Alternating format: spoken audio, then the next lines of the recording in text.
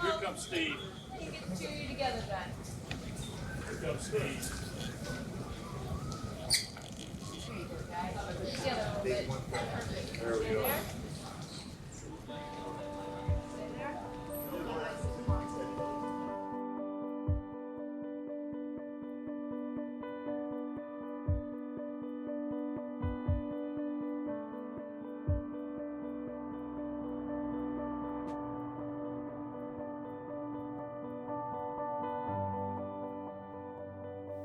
What makes you want to go back to Vietnam? It's a chance to put a close to things. I think it'll just being there will be a closure.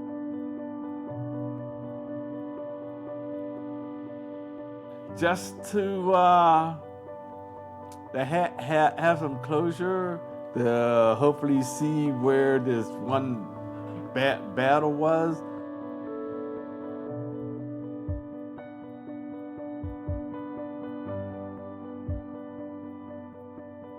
It's probably one of the most beautiful places I've ever seen. And even though it was dangerous, I mean, it was just a beautiful country.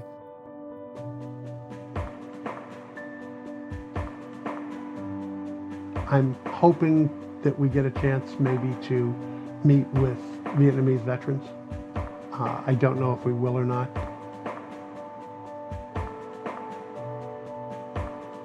I just said sometime I would like to come back and see what I did.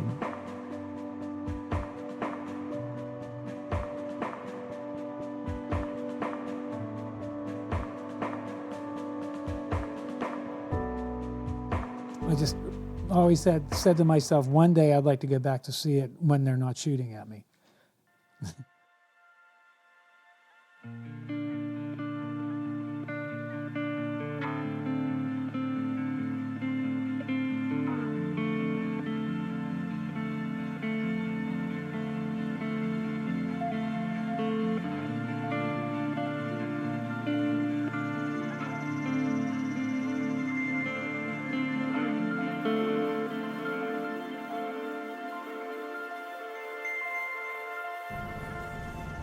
There was a little bit of an apprehension how everybody would kind of react.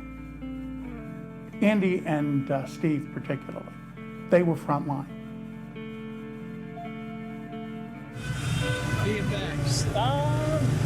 Haven't processed it yet, but very different. Ray as a medic at Khe Sanh, that was frontline as well. You had Ben, who was a pilot, so I mean, he had a totally different perspective. In my case, security police, I mean, that was, nobody understood what we did.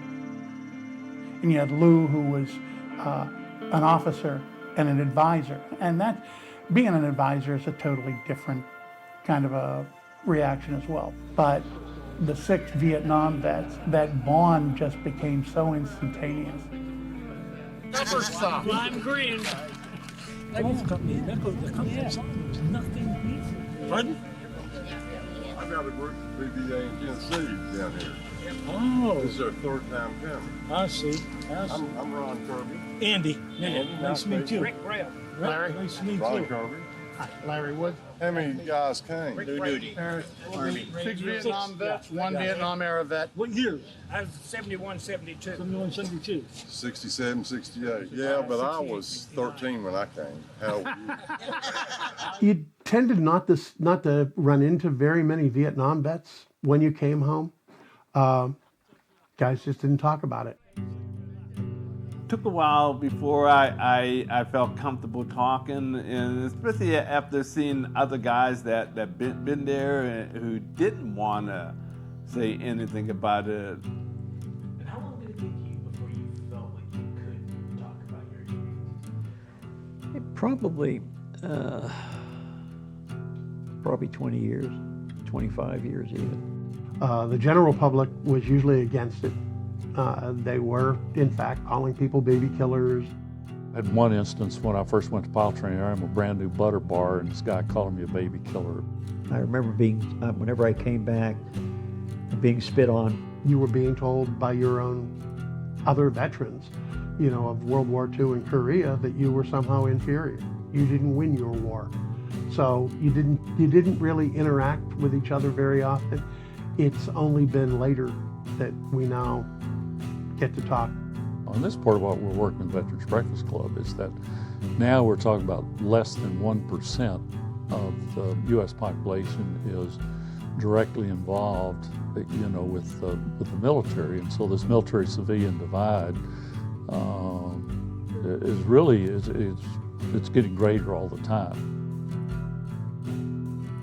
Well, that was one of the reasons why I got involved in working in the veterans community, because, you know, I've scratched my head why some people come home and they just never get adjusted. The several times that I've been to Washington and you see people at the wall, and some people, they've never gotten past 1965 or 69, they're still there. There's guys there that are still in Vietnam. You know, they are still there. And they haven't left for a minute. You know, being able to discuss it, to talk about it, to share it, that matters a lot. It really helps just to, I don't know, cleanse the soul, if you will.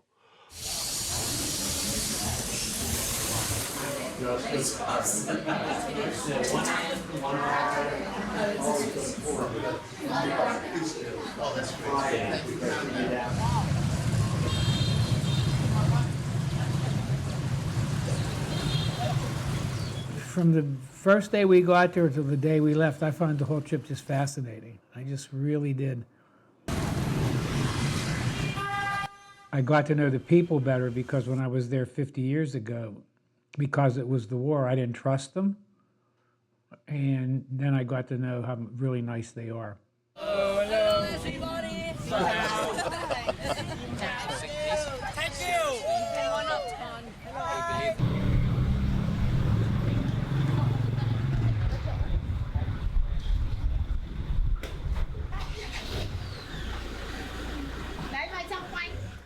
Was that surprising at all at how well we were received? A little bit. Well, he would like to say thank you so much for coming here. And wish you a good journey in Vietnam. Thank you.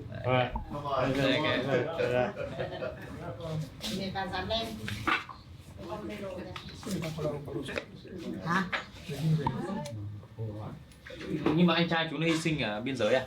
Năm 69. 69 Khe à? Sanh, 19 năm nào. We see the very young one. The young one so small with a special hat. And the man, very young man, his elder brother. He died in the 1969 in Khe Sanh base. If you heard about Khe Sanh, that is a very popular American base. Have you ever heard about that? Khe Sanh. Khe Sanh. We visit there in some few days. Right.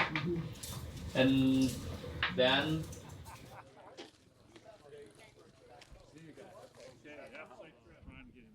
military always has plans to evacuate non-combatant out. So Ray, this was dug later, right? These trenches here? These are all fake, phony. This is Disneyland. What's the one that, yeah. Well, no, is this double? It should be double prop. blades, right? Okay, yeah. That's the ones I always thought they were going to fall out of the sky. Because they look like pieces of shit when they were flying them back then. Tell me a little bit about going back to Khe Sanh. Well, I mean, I was there for from the time I got there till it broke up. This is what Vietnam looked like. That's what Khe Sanh. There was all this red dirt, and that's what it looked like. See, stuff blown up and just junk laying everywhere. But you know, remembering how it was when I was there, and then seeing that big grassy field, it just blew me away. You know, it just was so pretty and so peaceful. And it's a coffee plantation now. Although, I'm wondering what's in that coffee. You know? All of a sudden, you'd be looking out at one of these hills, and all of a sudden, the whole hill would explode. But you know, it would be out there, and you wouldn't hear it because it was the B-52s dropping all the ordnance, and just the whole hill would explode. Were there times that you didn't think you were going to get out of here? Absolutely. Yeah. I thought, this is one of these suckers is going to come right down on my head. Oh, no, I guess we get a Khe Sanh. This is Khe Sanh. That's where I lived. You know, you had this all filled up with dirt, and you built it up, and we were in a trench line, and you could see. Yeah, that's it. All right. Stand in front, Rick. You don't have to smile unless you want to. I can smile. It's a shame a lot of guys can't do that after 50 years. You wish they could. You should be happy that you're here. Yeah, exactly. We've even got a wedding party greeting your return to Khe Sanh. Couple wedding. Wow. Never thought I would see that. Not in Khe Sanh. From the memory of from what I know that it was to what I saw that day, it was just totally different. It was like two different experiences, you know. Ray, how do you feel coming back here? I think that it's kind of cool, you know. Yeah. No, he Are just you good in your bearings now? No. Not really. Not He still really. doesn't know where he is, but he still thinks it's cool. I mean, if you tell me this is where Khe Sanh was, I guess I know where it is, you know. Okay. What makes me happy is seeing him being able to live. Yeah. And That's why you fought here. exactly. I mean, it didn't end up the way we wanted to, but it makes me happy. They've been through a lot worse. Stiff, I think. Okay, yeah, all right. Thank you, Ken. Steve, look here though. Steve, was there 6,000 people? I never knew the number. There were 3,000 here, 3,000 in the hills. Okay. I mean, he put those 6,000 Marines there to be a target, to be bait, to try and tempt the North Vietnamese to surround it and lay siege. Westmoreland got what he wanted, and he did blow them out of the hills. And he did, you know, he was able to defeat the siege. But the point is, like, what does that victory mean in terms of the larger strategy of the war? It didn't mean much, if anything. Which I always knew. When I came home, I told my buddies, I said, I'm going to tell you a little secret. This is not a little secret, it's not a secret at all. I said, there's no way we're winning this thing. I said, because there's no way we're fighting it to win. In some instances, they fought on a hill. People got hurt. They moved back. And maybe 6 weeks later, they were fighting on that same hill a second time, and people were getting hurt again. That's what bothered me, because, you know, that's when I started saying to myself, what the hell are we doing here? What are we doing here? Because it didn't make sense. After probably 2 months of my unit, what we did was we determined that we were no longer here as military from the United States. We were not defending the United States of America. We were here for one reason only, and that's to take care of each other and get home. That's right. And all of you felt that way at that point. Everyone. And the only thing that I did think about is how many people got killed there. You know, how many guys died there, and all the agony, and how many guys got wounded. I think I asked him once in an interview, you know, can you give me an idea of how many men you treated? He said, a lot. I said, like, but how many? Like 10, 20, hundreds? He said, hundreds. And I think, wow, that must be overwhelming. All those young faces, young bodies being damaged, you know? One kid I can still remember as clear as a bell. He was 18 years old, real tall. He got hit in the ankle, and I said, stay there, because he was crying. I said, just stay there. We'll be out to get you. And he said, I keep trying to make a run for it. Stood up and he killed her. I always remember that one. How did you ultimately process what you saw? You know how I did it? Because I figured out that I helped him. That's where my mind always was. It wasn't gory in times, and you know, you can get physically upset. But then when you sat down and you said, here's how many people did I help today? And that always was where my head was. What was the hardest decision or the hardest case you had to make? Well, any decision where you made the decision to just keep the person comfortable because you knew they were going to die, that was always heartrending, you know. If you understand what triage is, it's sorting out. Those that are really, really mortally wounded, you put them to the side and keep them comfortable, and then you take care of the ones that you know you can treat. You sort it out and you say that this person is not going to make it. And so, Andy, you were one of those selected that's not going to make it? Oh, a bleeder. Yeah. A bleeder, that's what it's called. They would know much better. Right. All I can remember is just all hell broke loose. Many getting killed, many wounded. Then an RPG landed, and that's when I got hit. All I remember is I got hit. I felt my body just through the air. When I landed, I was still conscious. And I laid there and I was panicking because I couldn't breathe. And what was blocking my airway was bone from my jaw and teeth.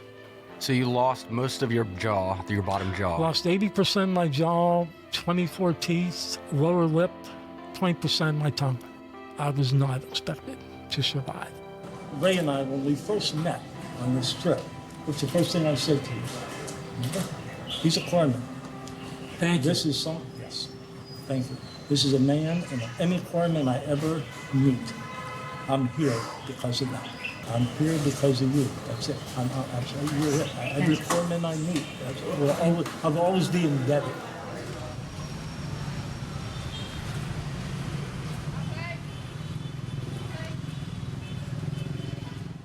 And what was the hardest experience that you had while you were over there? I think the Hanoi Hilton.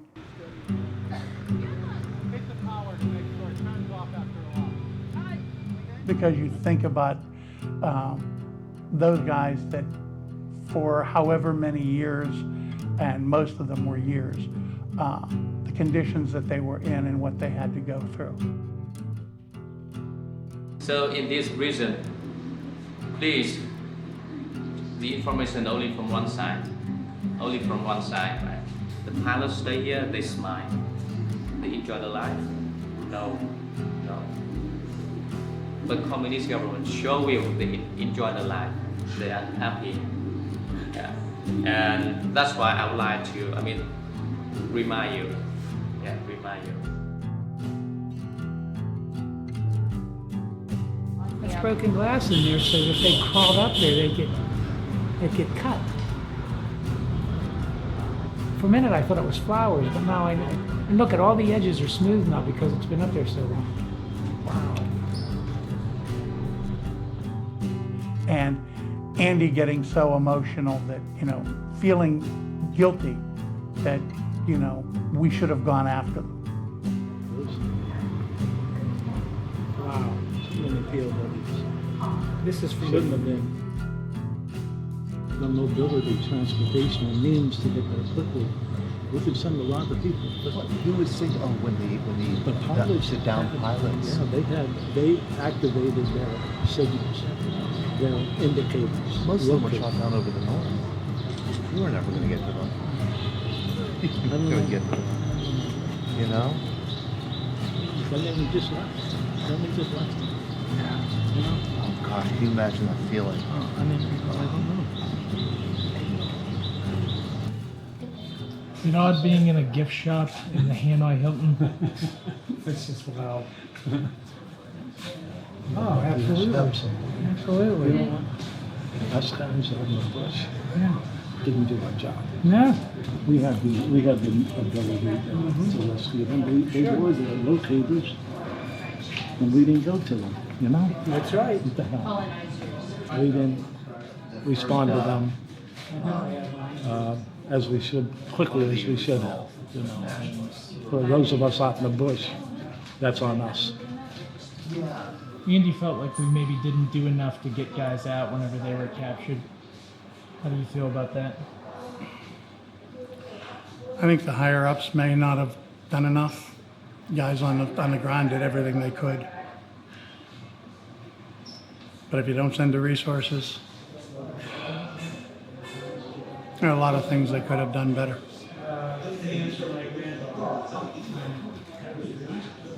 And normally in air superiority, you take out the airfields, it's airborne, and you take out the surface air missiles, so you can't use them. That's why so many U.S. pilots got shut down over Vietnam, is because the SAMs were not targeted. Ben, why didn't we deal with surface-to-air missiles in the war? Because they had Soviet advisors there, and so President Lyndon Johnson's fear was that you'd kill the Soviets and get the Soviets mad at you. Because the normal thing is to establish air superiority, and you take out the surface-to-air missiles, you take out the airfield so they can't launch MiG interceptors. But he was so afraid that we would offend the Russians if we killed Russians, which we would have done. And that's why a lot of why so many airplanes got shot down over North Vietnam, because we didn't establish air superiority. So what were the thought of the pilots in Vietnam that were flying knowing that they... You know, it was, oh my, you know, and every morning they get up and fly to the Red River and say, oh my. Did you know people that... Yeah, I know quite a few. I met quite a few. In fact, I had one of the former prisoners of war was my commander at one point in time. Yeah. They all make it home? No. Yeah, there were ones that died here, and some that came home were not in very good shape. And it was disastrous for the families. There's a lot of sadness that goes with prisoners of war. It's very difficult in trying to envision the torture, the pain and suffering that they endured, you know, and they just seem to be abandoned. My question is, did we ever do enough, even after they were captured, to rescue them?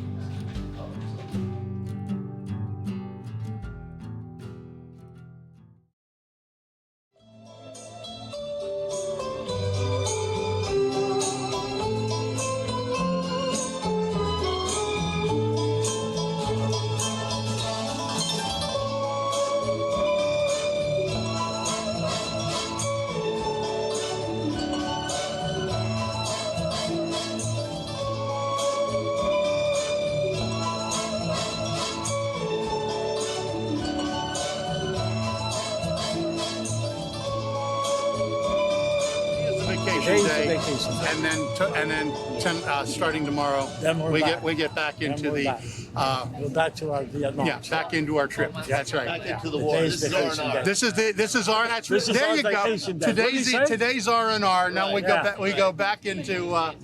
Yeah. That's a good way of putting it. I like that. Boy, That's a Todd, good way of putting it. I like that. Todd, you're impressive. Well, I don't know about impressive, but he's pretty good. He's pretty good.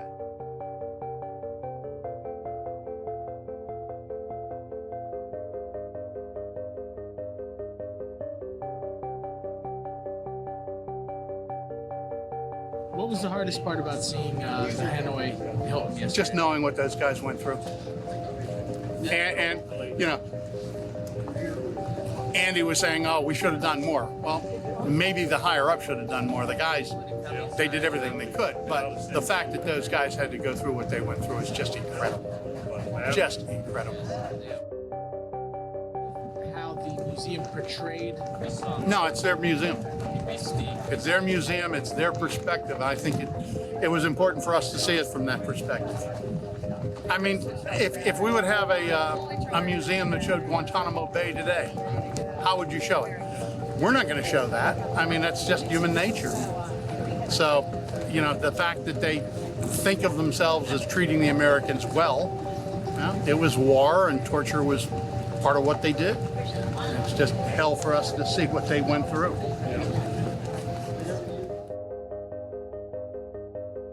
So this area has a big kind of legend in Vietnamese history as in stopping the invaders.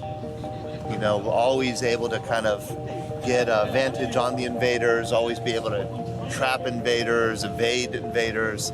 And not far from here is where the legendary battle of was it Bac Dong River, which empties out right into here. It was that big battle that finally achieved Vietnamese independence in the year 938. And I noticed it's interesting when you see the statues and images of the great Vietnamese heroes of the past, they all have an incredibly fierce look on their face. Like very much unlike our, you know, Thomas Jefferson, George Washington, who also fought a war, but you do get a sense that this is a warrior culture. You know, this is a place that survives by being really good at war. And your comment last night you used that we may have had the intelligence and the firepower. You never understood the enemy. Yeah. I think they've been underestimated for thousands of years. Yeah.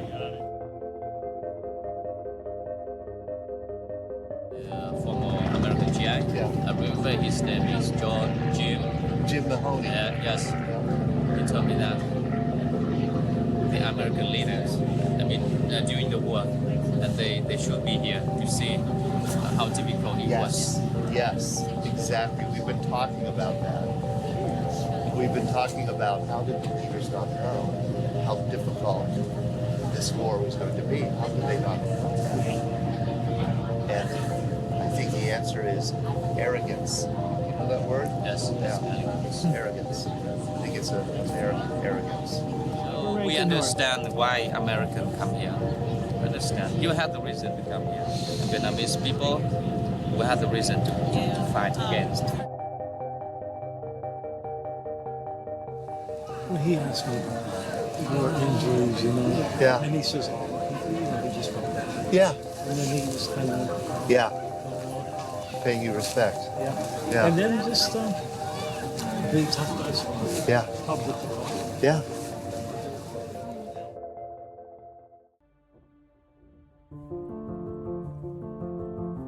It took him 5 months from to the north to the south. It took him 5 months. A lot of soldiers died on the way. So for my father, it was a very bad memory. He could not forget. So I asked him, so now I'm running the group of the American. How do you feel that? He told me that the war is over, Ken. We were all the losers. A million people died. The communist government said that they were the winner. But my father said that, no, Ken, we are all the losers. The mother in the north lost her son. Same story to the mother in the south, and same story to the mother in America. They lost their son. I had no clue what we were doing over there. And I think that's what was frustrating. You know, why did 58,000 people get killed? You figure we lost 58,000, they lost 2.5 million. Our military advisors, the generals, as well as the civilian authority, never wanted to acknowledge that they would be able to match what we had in terms of our technology and firepower. I hope we learned a lesson, but fast forward 50 years, it doesn't seem we have. I mean, it really doesn't seem we have. As an example, what's going on in the Middle East today? And the same thing's happening today in Iraq, Afghanistan, and Syria. It's mind-boggling. And it's disturbing. The only thing I tell young people is, if people are going to commit you to a war, you better ask the question, why are we doing this? When you're starting to commit young people to put on uniforms and to start shooting at each other, you better have a real reason for doing it, you know? Because life's too precious. It just is.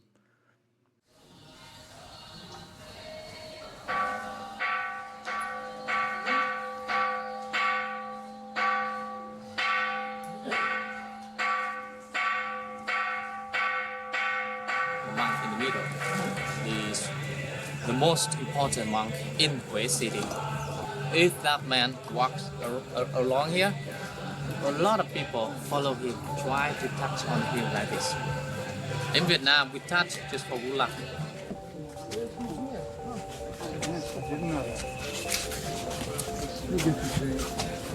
You've seen the photo?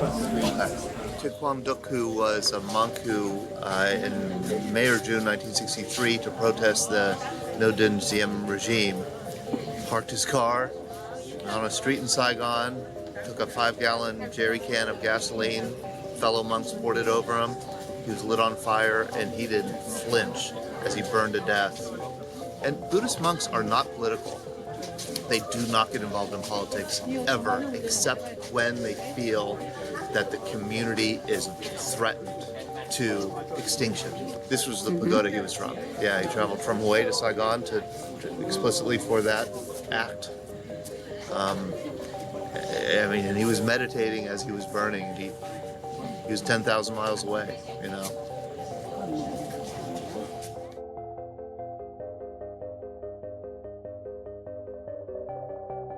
It's stunning to talk to Marines who served around here, because you get a sense that there wasn't a day when they weren't engaged in combat. Not a day that their not under fire. Just the worst of the war, day after day after day.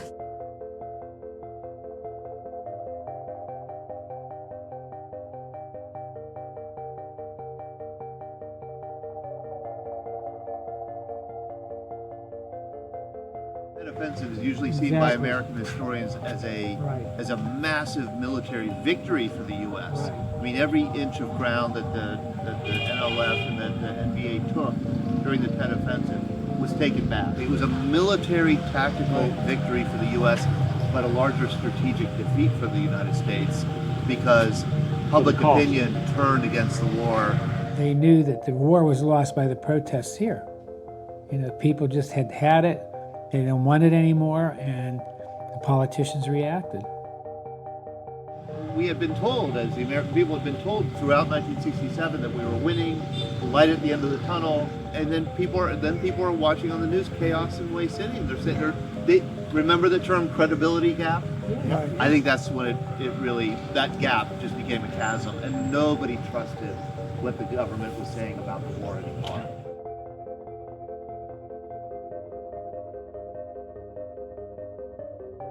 In memory of Clyde Carter and the other Marines who fought in Way, Larry thought it would be a good idea to have Ben lead us in prayer. Well, Lord Jesus, we give you thanks for the life and thought of many others who are willing to give of themselves for others, and that's we trust them to do. Did the Americans ever try to cross the DMZ?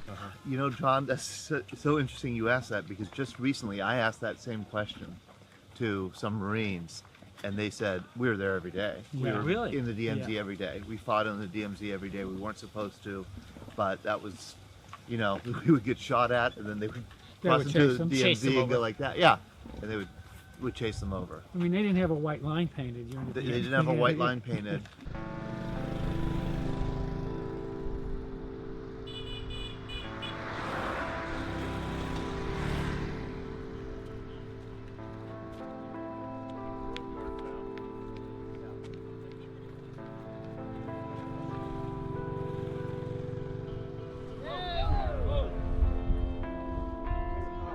Who's defecting? An experience that I had there that really gave me some fulfillment and enjoyment when we were at the DMZ, and there's this young lady from Saigon. We have some people who want to get a picture with you guys. They want to get a picture with American vets. Come on. She's from Saigon.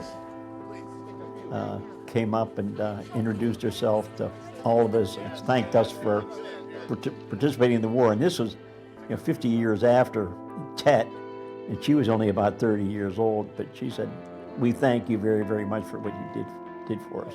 How long did you get back here? This is the first time. It was 50 years. Oh, 50 years. We were here in 1968. Much different.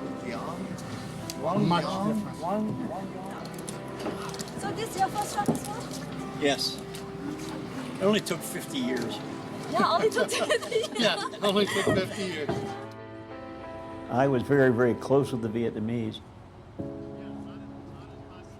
I think when we left Vietnam, we did leave the people, at least in the Mekong Delta. Whenever I was there, Mito, where I was stationed, had a population of about 62 or 74,000, something in that area. Today it's 1.2 million people, okay?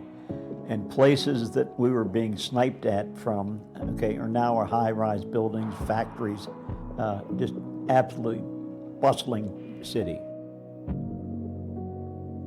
Where I was, there were a lot of people relocated from North Vietnam to the Mekong Delta. They were basically Catholics who became disenchanted with Ho Chi Minh. And they're the people I loved and really felt bad about, as I felt we really let them down. The people I was advising were protecting their hamlets and their villages, and they had skin in the game, and they fought like they had skin in the game. I had an awful lot of anger with the United States. After the war, when the boat people came out and the U.S. Navy failed to pick them up and allowed them to drown, I was very angry with the country at that time.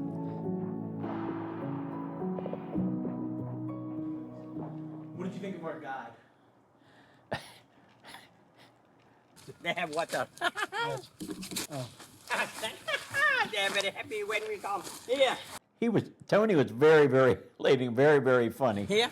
That's why. I thought it was RV. Being Arvin, he was all right. Okay. On the back here. Snack farm. They have two kinds. One kind snack is very dangerous. Snack very dangerous. With python very friendly. Yeah. They don't like. Is that an ostrich? What's that? Yeah. This is also a zoo of some sort.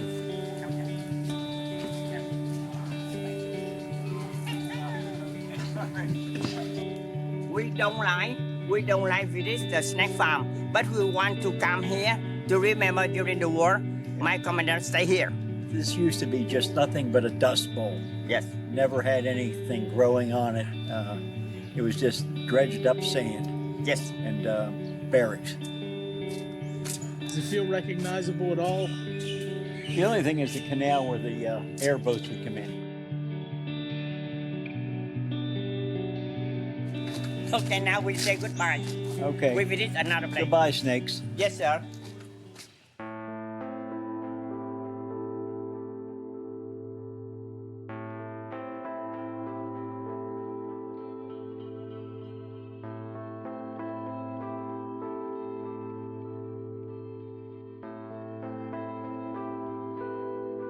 The third night of Tet in Mito, we were absolutely scared to death because we knew that the VC were massing on the other side of the canal. We had very limited resources. Our ammunition was running low, and we weren't looking forward to the next morning. I had many, many nightmares about that particular night that we went through and didn't know what the dawn was going to bring. Okay, street VC. Okay? What was that? AVC. Okay, now hang on.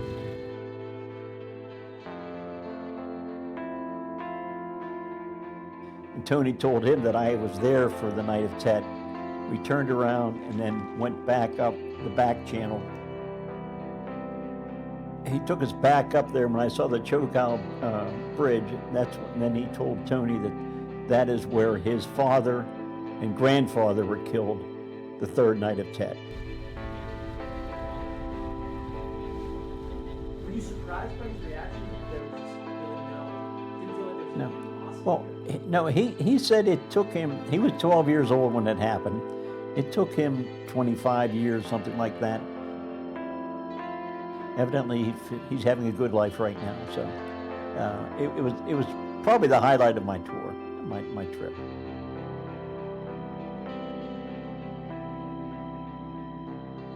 you have one takeaway from your trip to Vietnam, going back after 50 years? What would that takeaway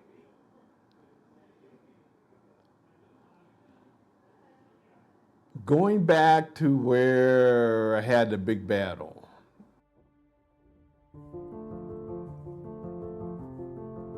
Because I think about that all the time. I mean, it was like being in a movie, like watching a movie. It seemed like it wasn't going to stop. That was the thing. It just didn't stop. We kept calling in reinforcement, kept calling in more reinforcement.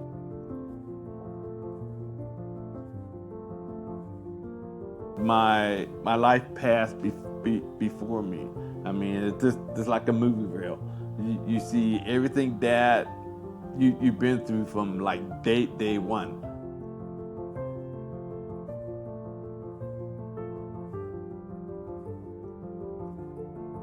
I have to survive, and that was pretty much, my thought pattern. Because I remember we were walking on the road, and almost as soon as you hit that clearing, it was like you knew. Yeah. I felt that. I could feel that presence. Although it didn't look the same because, you know, it's been 50 years, but still I could feel that presence. Yes, it seems like the place.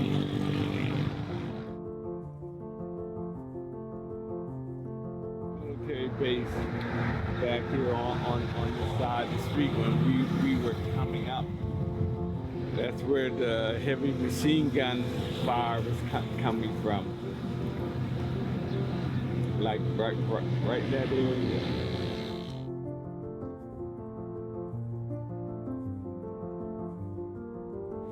Trying to think where the grave would be. Now, it was like right here.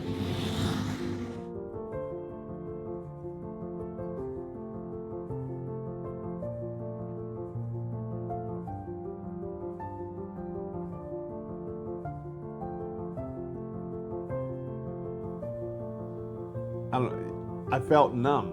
I don't know. I got numb.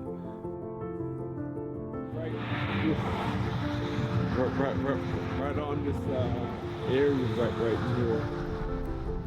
This feels like the spot. And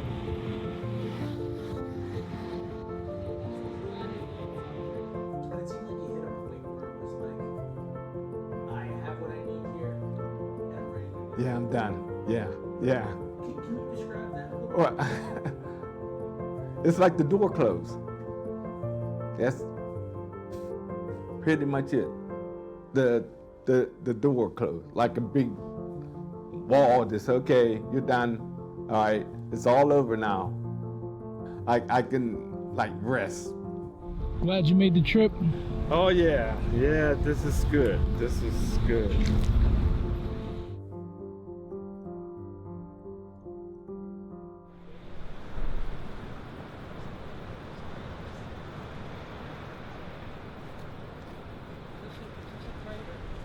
This is a crater, deep 52 crater. Wow. They're all along here. Holy hell. Hey, we'll get you a rope when you crawl down there. Hey, do we have that? How deep? How deep is this one? Deepest level could be 22 or 25 meters. Oh my God. 60 feet. 60 to 70 feet. 60, 70 feet. About the cities. There's no way I'm going. I'm only going so far, and then I'm turning around and coming up and having a beer. Screw that.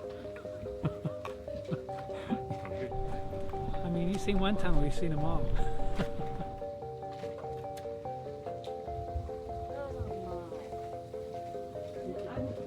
Watch your head.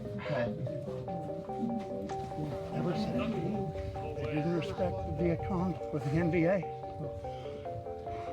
Not just as warriors, but what they endured, the physical endurance. Could you imagine giving birth in there? 17 kids born in those tunnels? And this is just one tunnel group. Like getting your sea legs back.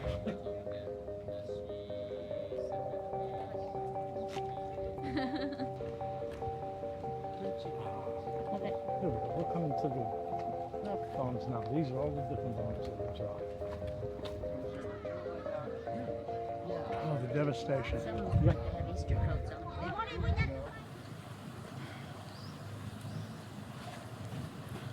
As Ray says, how can someplace be so beautiful? How can something so beautiful be so deadly?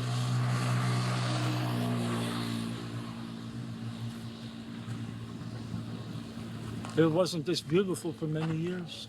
Oh, we destroyed with the B-52 bombing and the Agent Orange. The dioxins, the Yeah, vegetation, there was no vegetation, no trees, no We land. denuded everything.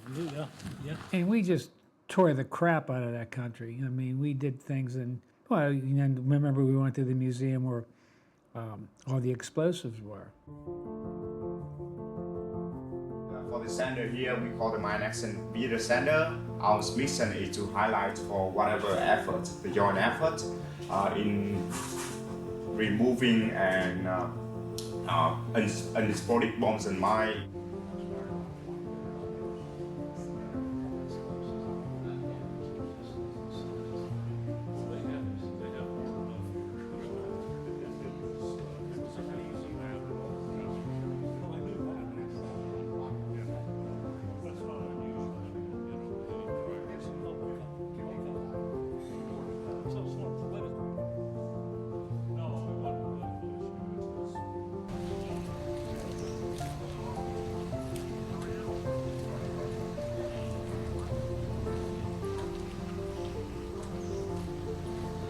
2000, when I was 10 years old, I saw many boats. I saw many boats, and I broke it. I broke it, and two people died, and I am disability. He has had many operations. Okay. And over the course of time, he just became the spokesperson now for people who have landmine disabilities.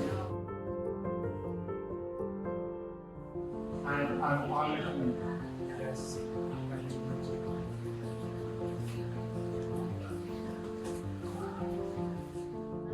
We saw all that, and then we saw the museum where we saw all of the people with Agent Orange. Not only it devastated us as troops, but I don't think that we had anything like those people experienced, and it's 4 generations later, and they're still having issues.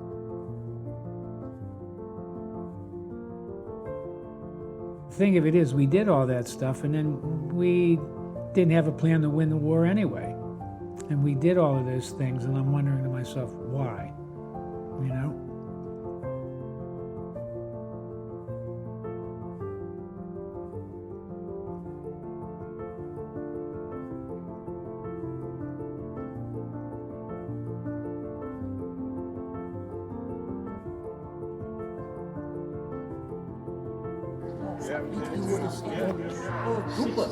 Oh, really? Very nice to meet you. Oh, really? I was there 67. So happy. Yeah. Same. Oh, I'm sorry. We were just talking, you know, the high, you know, yeah, I'm from North, but whenever he said I was a soldier too, and then he says, yeah, I got shot, because he's looking at Andy's face. Soldier.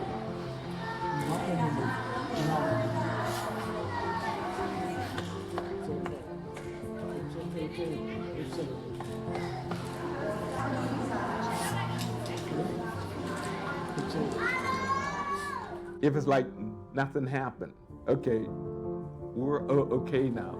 I can shake your hand.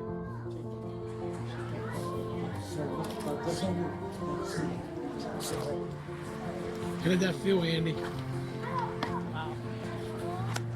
Not sure right now.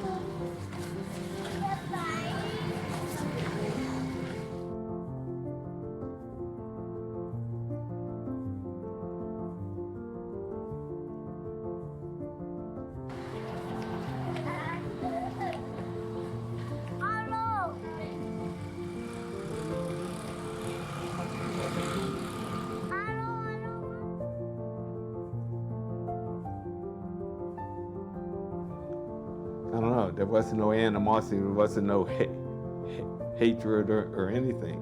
And that, you know, aspect was pretty powerful. What's your birthday? Unknown. Yeah. I just want to sit down. Yeah. Sit down. Yeah, take a break. How did that feel to you? Good or not good or conflicted or, I mean? Sad.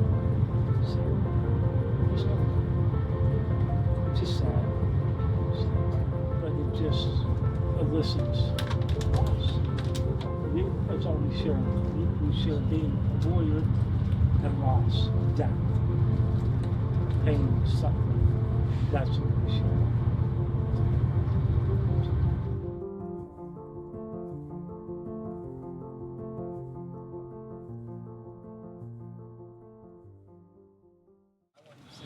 Lobby with you. I'm going to bring my laptop. I'm going to get out Google Map, and we're going to find where you were.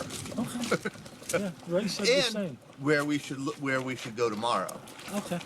To kind of retrace your steps as closely as we can. Okay, that's fine. I Okay. appreciate that. I appreciate that.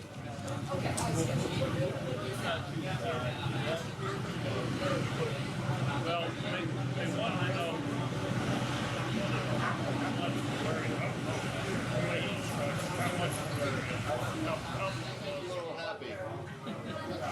You too, Lou.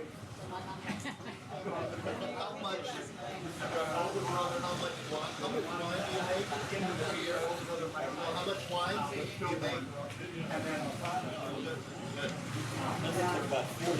Australians come here and go to the beach. This is where they're on vacation. The beach And I'm okay with it. And as when I talked to George High, he was explaining to me that you won't even recognize. It's not the point. Even from my vantage, it's not the point. I appreciate that. And we'll see. We'll talk about it. We'll leave it open. Honestly, I'll leave it open. But I'm good. I'm good getting in the air. Most important today, like I did at Wright, I had Memorial Day. So down here, interestingly enough, I'm going to have more like a celebration. These are, I didn't personally know that group. It's just that was part of our unit. I personally didn't know. Just saw. Here, these are my brothers. These are the people I serve with. So they're the reason I'm here today. They are the reason. Through their unselfishness and heroism, I serve. So this is a day of celebration for me. It's not sad. This is a day I've been looking forward to. And so it will be a Memorial Day, an honor day, that I'll be celebrating.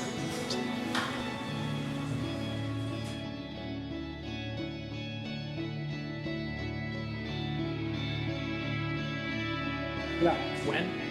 5:30? 5:30. 5:30? Today. Right in the parking lot. We're not allowed on the grass.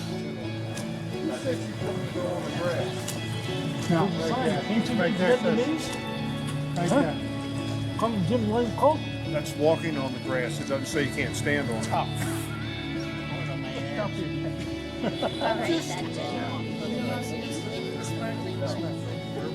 You're in the light. What I wanted to do is I just wanted to come to visit my brothers and just walk amongst them. And the only words I have for them is I would just like to talk to them for a moment. And I would like to tell them, my warrior brothers, on behalf of 2-5, Call Company Grunts, I visit you with respect, honor you, and pay tribute to you. Because of your heroism, unselfishness, and sacrificing your life, many of us survived, for which we are grateful and forever indebted to you. You not only spoke the word, I had your back, but you lived and died, fulfilling those words. For those of us who survived because of you, we should carry on our duty to honor you. As you died, serving and protecting us, we shall live to serve, protect, and honor you. You have fulfilled your duty with honor, so you may now rest in peace, as we now have your back. You and your family will never be forgotten. Semper Fi. Semper Fi.